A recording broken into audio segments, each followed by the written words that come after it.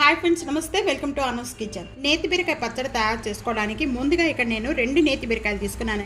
ఇప్పుడు పచ్చడి ఎలా తయారు చేయాలో చూసేద్దాం. నేతి బీరకాయ పచ్చడి తయారు చేసుకోవడానికి ఇక్కడ ప్యాన్లో 3 టేబుల్ స్పూన్ ఆయిల్ యాడ్ చేస్తున్నానండి. ఆయిల్ బాగా కాగిన వెంటనే 1/2 టేబుల్ స్పూన్ ధనియాలు, 1/4 టేబుల్ స్పూన్ మెంతులు, 1 టేబుల్ స్పూన్ శనగపప్పు, 1 టేబుల్ స్పూన్ పల్లీలు, 1 టేబుల్ స్పూన్ వైట్ నువ్వులు. ఇవన్నీ వేసిన వెంటనే కూడా బాగా వేయించుకోవాలి. ఇవన్నీ వేయించుకున్న వెంటనే కూడా ఇవన్నీ ఒక బౌల్లో వేసేసుకుంటాము. ముందుగా ఇవన్నీ కూడా బాగా మెత్తగా చేసుకున్న తర్వాత నేతి బీరకాయ వేసుకోవాలండి. ప్యాన్లోనే ఇక్కడ పచ్చిమిర్చి, ఎండుమిర్చి 2 యాడ్ చేస్తున్నాను. టమాటా, కరివేపాకు, చేసుకున్న నేతి బీరకాయ ముక్కలు, కొద్దిగా చింతపండు, పాటు ఒక 4 లేక 5 వెల్లుల్లిపాయ రెబ్బలు, రుచికి సరిపడా సాల్ట్ యాడ్ చేస్తున్నాను. 1/2 టేబుల్ స్పూన్ జీరా యాడ్ చేస్తున్నాను. మూత పెట్టేసుకొని లో ఫ్లేమ్లో ఒక 3-4 మినిట్స్ వరకు కూడా మగ్గించేసుకుంటే మెత్తగా మగ్గిపోతాయండి. ఇక్కడ ఈ లోపల ఇది చల్లారిపోయింది. మిక్సీ జార్ పట్టేసుకుందాం. వెంటనే ఇప్పుడు ఓపెన్ చేద్దాం.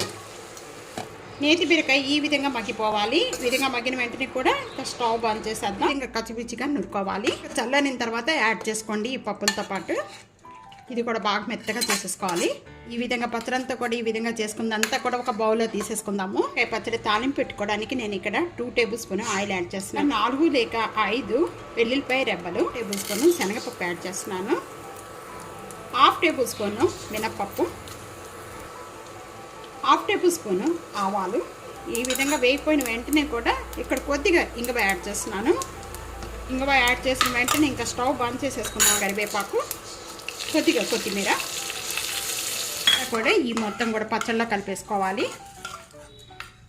నేతి బీరకాయ పచ్చడి రెడీ అయిపోయింది. క్యాబేజీ చట్నీ తయారు చేసే విధానం షేర్ చేస్తున్నానండి. క్యాబేజీ చట్నీ తయారు చేసుకోవడానికి ముందుగా ఇక్కడ నేను ప్యాన్లో 2 టేబుల్ స్పూన్ ఆయిల్ యాడ్ చేస్తున్నాను. ఆయిల్ బాగా కాగిన వెంటనే 1 టేబుల్ స్పూన్ పల్లీలు వేసి పచ్చిమిర్చి తీసుకున్నాను.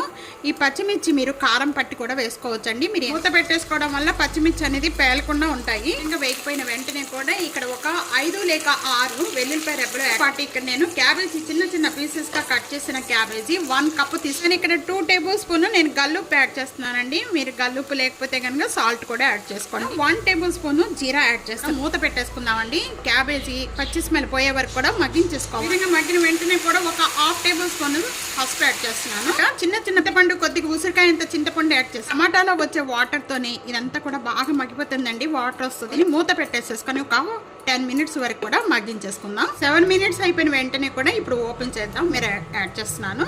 స్టవ్ బంద్ చేసేసుకుందాం. చల్లారిపోయిన వెంటనే కూడా మిక్సీ జార్లో వేసుకొని మెత్తగా చేసేసుకోవాలి. కూడా మిక్సీ జార్లో వేసుకొని ఈ విధంగా మెత్తగా చేసుకోవాలండి. రోలు ఉంటే రోట్లో కూడా వేసుకొని దంచుకోవచ్చండి. నేను ప్యాన్ లో 3 టేబుల్ స్పూన్ ఆయిల్ యాడ్ చేస్తున్నాను. కాకిన వెంటనే ఒక 3 వెల్లుల్లిపాయ రెబ్బలు కలిచి పోపు గింజలన్నీ కూడా యాడ్ చేసేసుకుందాము. స్టవ్ బంద్ చేసేసుకొని ఇక్కడ ఎల్జీ ఇంగువ యాడ్ చేస్తున్నాను. ఒక కరివేపాకు, ఇక కొత్తిమీర. క్యాబేజీ చట్నీ రెడీ అయిపోయిందండి. ఇదే విధంగా ట్రై చేసి మీకు ఎలా ఉందనేది కామెంట్స్లో తెలియజేయండి.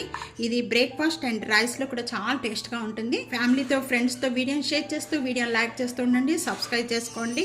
Thank you for watching.